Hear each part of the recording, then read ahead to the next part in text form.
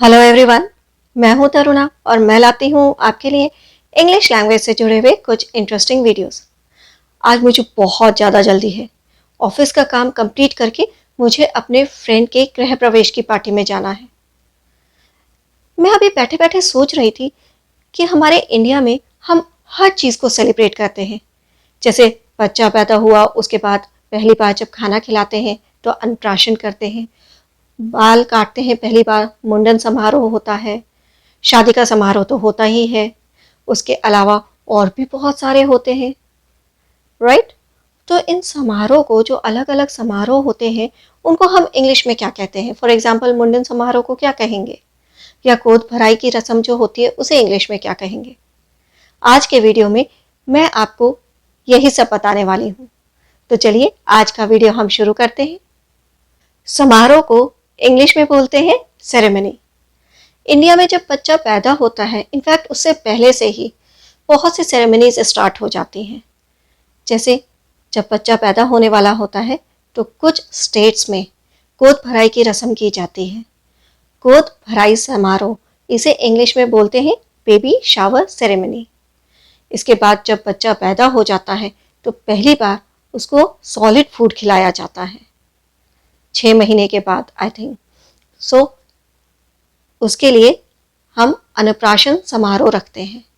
अन्नप्राशन समारोह को इंग्लिश में बोलते हैं फूड इनिशिएशन या rice feeding ceremony. Rice feeding ceremony इसीलिए क्योंकि पहली बार बच्चे को खीर खिलाई जाती है। इनफैक्ट मेरे घर में तो खीर खिलाते हैं। मुंडन संस्कार होता है तो मुंडन समारोह, इसे इंग्लिश में बोलते हैं टॉन्शर सेरेमनी। अगर लड़की है तो कान छिदवाया जाता है। इसका भी कुछ प्लेसेस पे अच्छा खासा समारोह किया जाता है। कान छिदवाने का समारोह, इसे कहते हैं ईयर पियर्सिंग सेरेमनी। नामकरण समारोह, इसे इंग्लिश में कहा जाता है नेमिंग सेरेमनी। उसके बाद बच्चा स्कूल जाता है, पढ़ाई करता है तो उसे पुरस्कार मिलते हैं। पुरस्कार वितरण समारोह, अवार्ड सेरेमनी। दीक्षांत समारोह, इसे इंग्लिश में कहते हैं कॉन्वोकेशन सेरेमनी।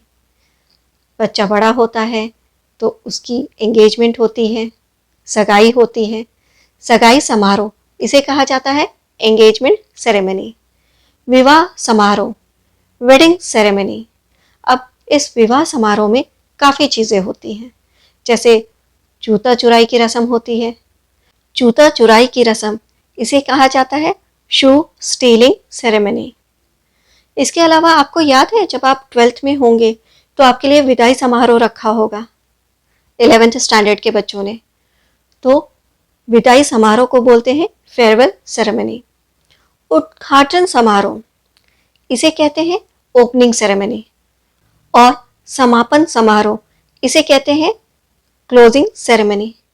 आजकल एक और ट्रेंड चला है वृक्षारोपण समारोह का, जहाँ पर लोग वृक्षों को लगाते हैं। छोटे छोटे प्लांट्स जो होते हैं, सेपलिंग्स जिन्हें बोलते हैं, उन्हें लगाते हैं। तो वृक्षारोपण समारोह, इसे कहते हैं ट्री प्लांटिंग सेरेमनी। शिलान्यास समारोह, फाउंडेशन स्टोन लेइंग सेरेमनी।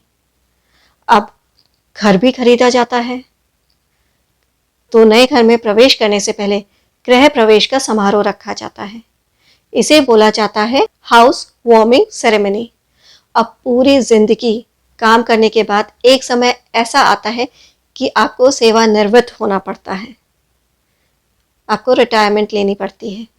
सो सेवानिवृत्त समारोह, इसे कहा जाता है रिटायरमेंट सेरेमनी। शपथ ग्रहण समारोह, हमारे नेता लोग लेते हैं ना, शपथ ग्रहण समारोह, इसे कहा जाता है स्वेरिंग इन सेरेमनी।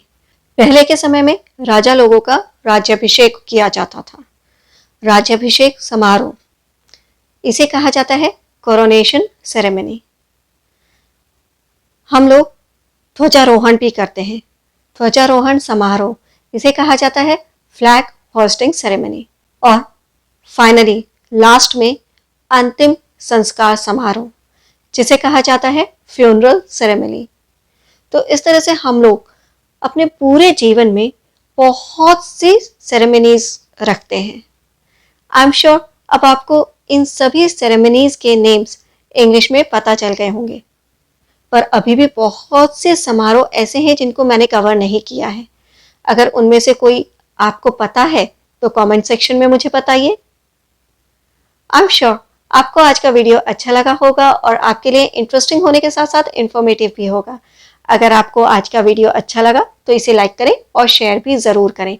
साथ में अगर आपने हमारे चैनल को अभी तक सब्सक्राइब नहीं किया है तो अभी कीजिए। बेल आइकन को प्रेस करना मत भूलिएगा, क्योंकि तभी आपको हमारे अपकमिंग वीडियोस के नोटिफिकेशन इमीडिएटली मिलेंगे। मैं नेक्स्ट वीडियो में कुछ और इंटरेस्टिंग वोकैबुलरी के साथ आऊंगी। Till then have a nice day, bye bye.